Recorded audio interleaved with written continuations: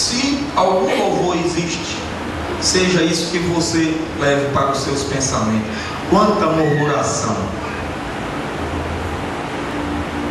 Quanta murmuração! Quanto desejo de morrer! Quanta reclamação! Essa vida não presta, nada está bom, está faltando alguma coisa. A vida, isso mais parece o inferno. Muitas vezes, irmãos, eu tenho dito muito isso lá na nossa congregação. Muitas vezes a gente vê pessoas que têm um telefone para falar à distância, tem água gelada para beber, tem maionese, ketchup, presunto, um queijozinho na geladeira, tem o básico, tem um quarto para dormir, uma cama, um ventiladorzinho para jogar um ventinho na pele, tem luz elétrica, tem um fogão para não cozinhar chorando por causa da agressão da fumaça da lenha, e acorda dizendo simplesmente: essa vida é uma droga. Que diabo de vida é essa? Para que eu nasci? Maldita hora que a minha mãe me teve. Que marido é esse que eu tenho? Que esposa é essa? Os meus filhos são uma droga, o meu emprego é uma droga, a minha vida é uma droga. E aí a gente anda nessa cidade, irmãos, e aí a gente vê pessoas deitadas na lama, ou mesmo no asfalto, no concreto, enrolada com papelão e comendo lixo, comida que sobra e que ainda assim está estragada, e que muitas vezes não é tão infeliz como alguém que tem tudo isso que eu citei anteriormente. E a palavra de Deus diz: tudo aquilo que é louvável, que é louvor, seja isso que ocupe lugar em vossas mentes. O que é o pensamento? O que é o pensamento? Qual é a origem do nosso pensamento? Pensamento, irmãos, eu gostaria de ter tempo para falar hoje para vocês. O pensamento é nada mais, nada menos do que o nosso passado. Por que as pessoas hoje, elas têm alguns costumes? Por que elas hoje pensam de uma determinada forma, muitas vezes diferente da forma de uma outra pessoa pensar? Tudo depende do passado de cada pessoa. É certo que uma pessoa que nasce dentro de um lar cristão tem pensamento de um cristão.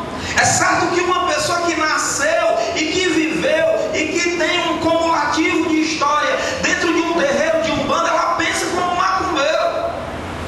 É certo que uma pessoa que nasceu num lar de burguês, de pessoas ricas, ela tem um pensamento de rico. E uma pessoa que nasceu num lar paupérrimo, de pobre, ele tem pensamentos de pobre. O pensamento, irmãos, é o nosso passado.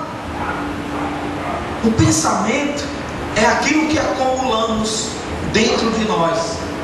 É a instrução da nossa mãe. Às vezes uma pessoa só pensa em traição, ela é ciumenta. Por que ela é ciumenta? Porque tudo que ela aprendeu da sua mãe foi: minha filha, vigie, homem é bicho sem vergonha, nenhum presta. E aquilo fica na cabeça da mulher, da jovem, da adolescente, e isso vai se tornar o pensamento dela, porque lá no passado foi colocado.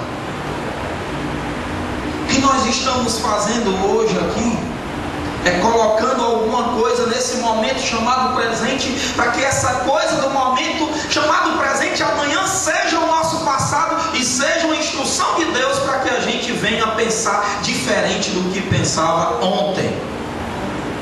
O que a palavra de Deus propõe é trocar o nosso passado por um momento presente e também um passado limpo, purificado, diferente. Jesus, ele chegou e ele diz assim: o passado de vocês, os ensinamentos de vocês estão fazendo o coração de Deus chorar, estão fazendo o coração de Deus se entristecer. O pensamento passado de vocês está trazendo a vocês uma vida miserável, mas eu vim para reformular tudo isso. Eu vim para que tenham vida e tenham vida com abundância. Eu vim trazer um novo, uma boa nova, um evangelho novo, uma palavra nova, um entendimento novo, um ensinamento novo, para que vocês vivam. Tem muita gente, irmãos, vivendo com coisas que não é boa nova. Tem muita gente vivendo de impureza, que era algo que acontecia na mente, no pensamento, antes da presença, da chegada do Senhor.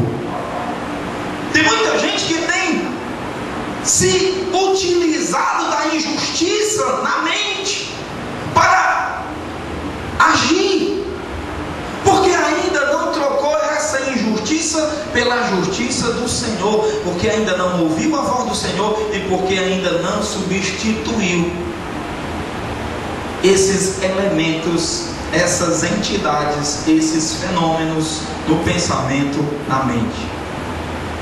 O que é o pensamento? O pensamento nada mais é do que um fenômeno que acontece entre a pergunta e a resposta. Quando é que o pensamento acontece? Quando alguém lhe faz uma pergunta, nós somos estimulados e forçados a pensar. E uma pergunta, irmãos, ela se manifesta de várias formas. Uma pergunta não é só quanto é 2 mais 2, e lá na nossa memória tem uma resposta já pronta que é 4. Não é só isso que é pergunta. Às vezes existe uma pergunta assim: se você é macho, não deixe barato não, dê o troco.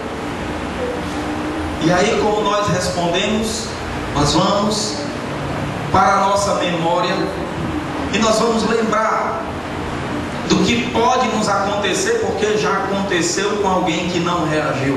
E nós pensamos: se eu não reagir, vão dizer que eu sou frouxo. Se eu não reagir, vão dizer que eu sou covarde.